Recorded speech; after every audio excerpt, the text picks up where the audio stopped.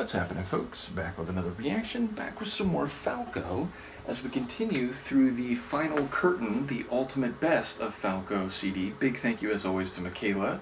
And the next tune is written in English, No Time for Revolution, which is an interesting phrase. On the surface it sounds like, I don't have time for politics, I've got too much else going on right now. So it sounds like maybe a personal life or a social life or an emotional status that precludes the involvement in a mass movement. Now, of course, it could be more of like a social or cultural point. The idea that, well, society clearly has no time for revolution because we're too busy buying things or because we're too busy with whatever the current trend is. It feels like this could actually be a shot externally, but I don't know, when I looked at it, my thought was, well, I've got too much going on, I don't have time for revolution. So yeah, I'll try to follow, and who knows, maybe some of this will be in German, but if the title's in English, it stands to reason that at least maybe the chorus will be in English. So let's see what it is in practice. This is Falco, the tune is No Time for Revolution, and it's included on his greatest hits compilation, The Final Curtain.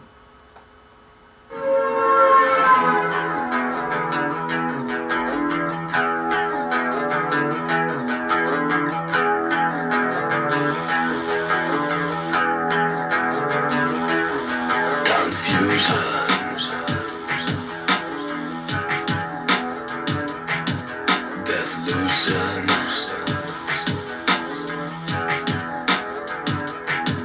No time, no time, no time, no time.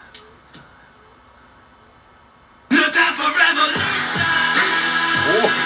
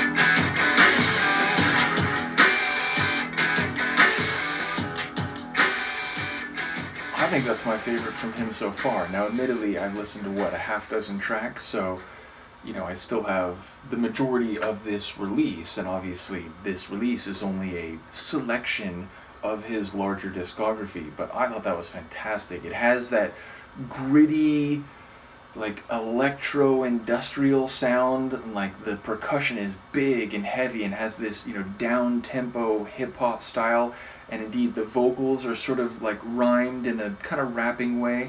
So, yeah, and I enjoy the, like, effects, the sort of echoes, and there definitely was some acid work in there. It was subtle, but yeah, there was a little 303 work in there as well.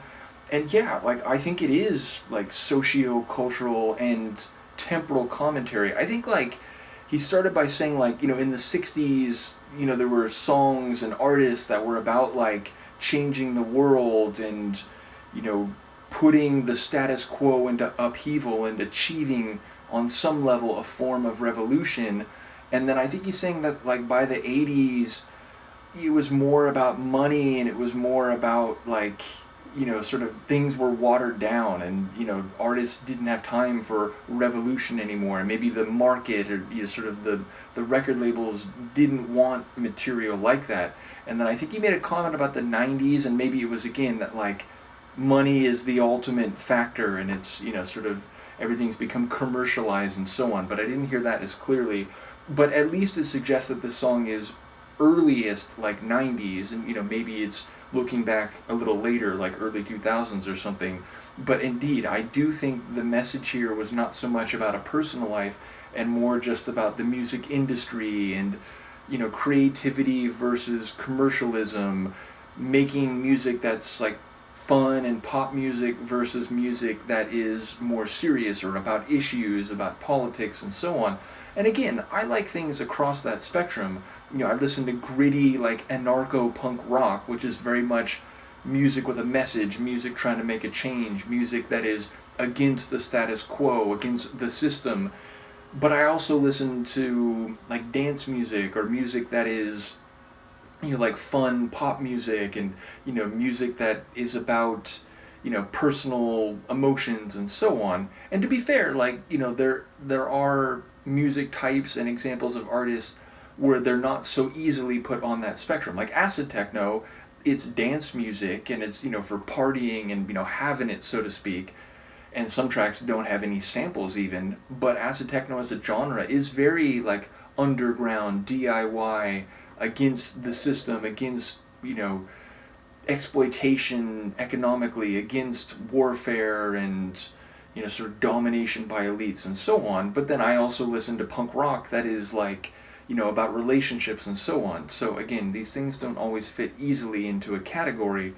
But yeah, again, if I heard some of that right, I think it is making a commentary, it is making a critique about art, music, creativity, and what it means to make music that is, you know, purposeful versus music that is perhaps more about the bottom dollar. So let me know if I'm wrong about that, but even just sonically, I think this was my favorite so far from him. So big shout out again to Michaela, who has provided so much music, so many things, so many physical releases, including Falco, who again is another artist I didn't know anything about. Like, sometimes people bring music to my attention where it's like, I've never really gone through their catalog, but I'm aware of who they were, who they are, and, you know, maybe one or two songs, but this is an artist I had no idea about. So it is very cool to go through his work. We are, I'd say, about a third of the way through the CD, so we've got plenty more to go. Let me know what you think here, and I will see you next time. Peace.